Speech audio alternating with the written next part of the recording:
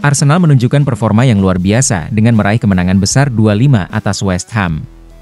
Pertandingan ini diadakan di London Stadium pada pekan ke-13 Premier League 2024-2025, Minggu dini hari waktu Indonesia Barat. 5 gol yang membawa Arsenal menang dicetak oleh Gabriel Magalhaes, Leandro Trossard, Martin Odegaard, Kai Havertz, dan Bukayo Saka.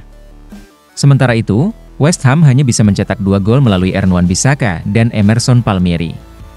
Hasil ini membuat Arsenal naik ke peringkat kedua klasemen Premier League dengan 25 poin. Sementara West Ham berada di posisi 14 dengan 15 poin.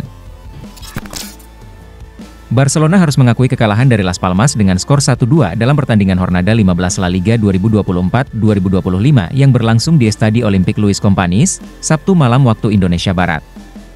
2 gol kemenangan Las Palmas di markas Barca dicetak oleh Sandro Ramirez dan Fabio Silva. Barca sempat menyamakan kedudukan melalui aksi Raphinha. Meski kalah, Barca masih duduk di puncak klasemen dengan poin 34. Di sisi lain, Las Palmas berhak naik ke peringkat 14 dengan perolehan poin 15.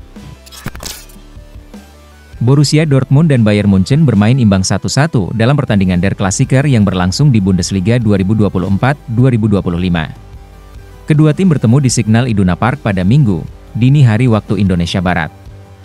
Tim tuan rumah terlebih dahulu memimpin lewat gol Jimmy Gittens. Menjelang akhir babak kedua, Jamal Musiala menjadi penyelamat Bayern dengan golnya.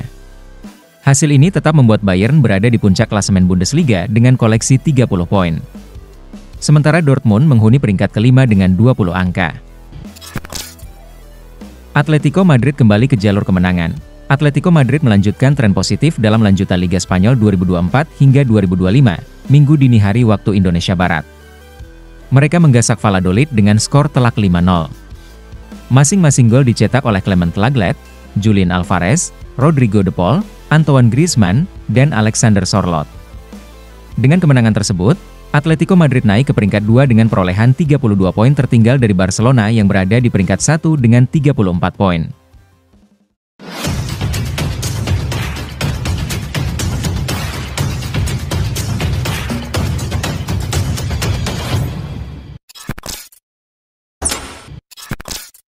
Bruno Fernandes menjalani peran baru di bawah arahan Amorim.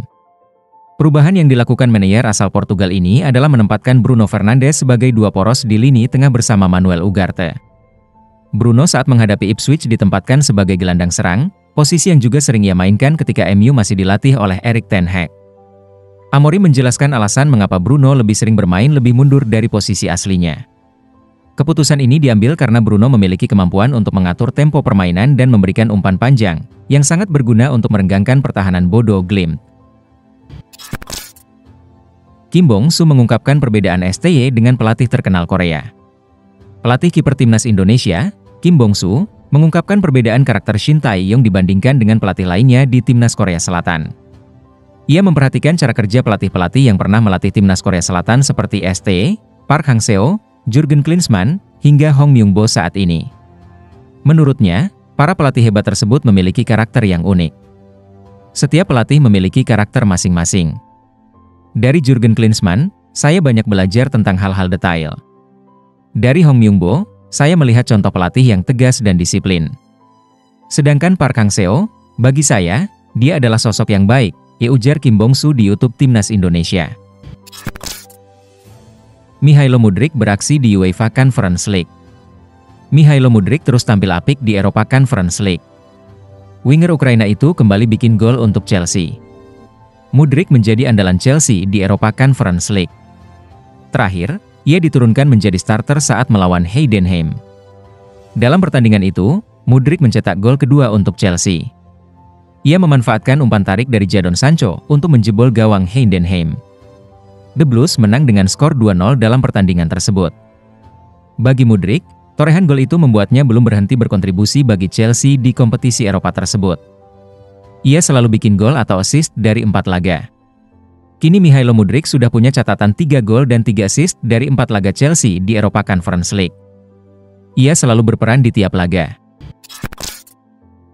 Paul Pogba disarankan gabung tim, tanpa tekanan, demi karir yang aman. Ex-pemain Liverpool, Ryan Babel, menyarankan Paul Pogba untuk tidak bergabung dengan klub-klub besar Eropa agar dapat menghindari perhatian yang berlebihan yang bisa membuatnya merasa tertekan. Bubble mengatakan, "Saya pikir Paul Pogba bisa menjadi pemain tambahan yang bagus untuk sebuah klub Liga Primer. Saya pikir dia bisa memberikan yang terbaik untuk tim-tim seperti Fulham, tim-tim yang tekanannya tidak setinggi Manchester United.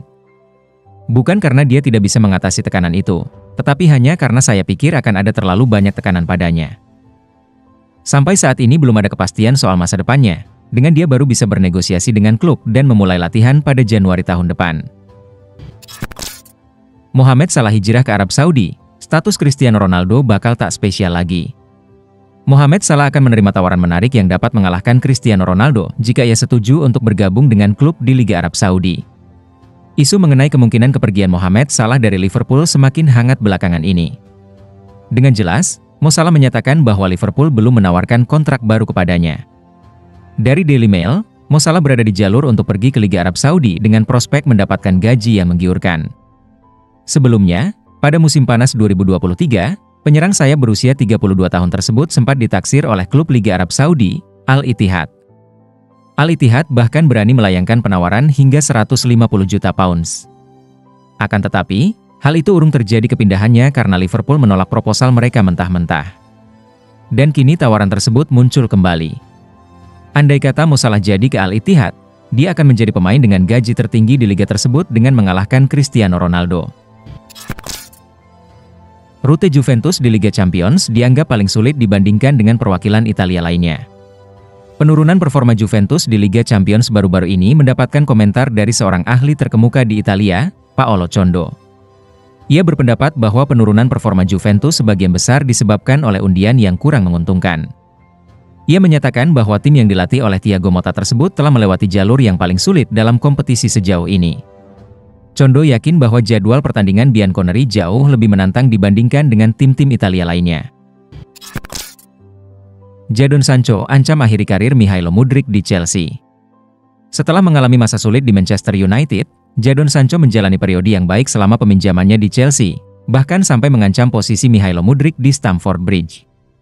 Walaupun Jadon Sancho memulai musim ini dengan performa yang tidak konsisten bersama Chelsea, dia datang sebagai pemain pinjaman dari Manchester United pada akhir bursa transfer musim panas. Jadon Sancho mendapat pujian dari manajer Enzo Maresca. "Saya sangat senang dengan Jadon. Dia bisa menjadi pemain penting bagi kami," kata pelatih asal Italia itu setelah pertandingan. Jadon Sancho, bagaimanapun, telah menunjukkan kapasitasnya untuk tampil gemilang di Liga Primer bersama The Blues. Arne Slot, menghadapi Manchester City selalu menantang, meskipun mereka sedang dalam kondisi buruk. Pelatih Liverpool, Arne Slot, mengungkapkan bahwa pertandingan melawan Manchester City selalu menjadi tantangan besar, meskipun tim yang dilatih Pep Guardiola saat ini sedang mengalami kesulitan. City belum pernah menang dalam 6 pertandingan terakhir di semua kompetisi, dengan 5 diantaranya berakhir dengan kekalahan. Namun, Slot menekankan bahwa melawan City tetap akan sulit. Liverpool akan bertemu City pada pekan ke-13 Liga Inggris, dengan pertemuan pertama antara kedua tim ini dijadwalkan berlangsung di Anfield pada hari Minggu, 1 Desember 2024, pukul 23 waktu Indonesia Barat. "Saya rasa tidak seorang pun dalam 8 atau 9 tahun terakhir, atau mungkin bahkan lebih lama, akan mengatakan bahwa City di kandang atau tandang adalah pertandingan yang mudah.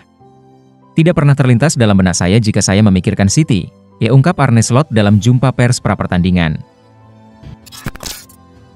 Arteta sebut Man City lagi alami kemunduran. Arteta berpendapat bahwa performa Manchester City tidak perlu dilebih-lebihkan, terutama setelah mereka mendominasi sepak bola Inggris selama bertahun-tahun. Dia juga menambahkan bahwa hal ini menunjukkan bahwa untuk menjadi juara, diperlukan banyak faktor yang mendukung. "Apa yang saya lihat adalah apa yang telah mereka capai selama 9 tahun. Saya rasa ini yang seharusnya dibicarakan orang-orang. Betapa sulitnya untuk mempertahankan konsistensi selama 9 tahun, kata Mikel Arteta yang dikutip dari ESPN. Absennya beberapa pemain kunci ditengarai berkontribusi besar atas penurunan performa Man City. Terutama setelah jendera lapangan tengahnya, Rodri, mesti absen panjang akibat cedera ACL pada September lalu. Ruben Amorim miliki pemain andalan baru di Manchester United. Manajer baru Manchester United, Ruben Amorim, memulai debutnya dengan hasil imbang 1-1 melawan Ipswich Town di Portman Road, Minggu lalu. Hasil tersebut menjadi kesempatan pertama bagi para penggemar untuk melihat sistem taktik 3-4-2-1 yang diterapkan oleh pelatih berusia 39 tahun itu. Namun, penerapan sistem ini memerlukan waktu karena beberapa pemain menunjukkan adaptasi yang menjanjikan. Meskipun demikian, salah satu pemain tampil luar biasa dalam peran barunya sebagai bek sayap, yaitu Amad Diallo. Penampilan perdana Amad dalam peran barunya memberikan harapan besar bagi penggemar United. Kecepatan, kreativitas, dan kemampuannya untuk memberikan kontribusi di area bertahan menjadi modal penting untuk perkembangan karirnya di bawah Amorim. Meski masih terlalu dini untuk menilai sepenuhnya, Amad telah mempertaruhkan klaimnya sebagai starter reguler. Dia pun bisa menjadi aset penting bagi Manchester United dalam sistem baru itu jika terus berkembang.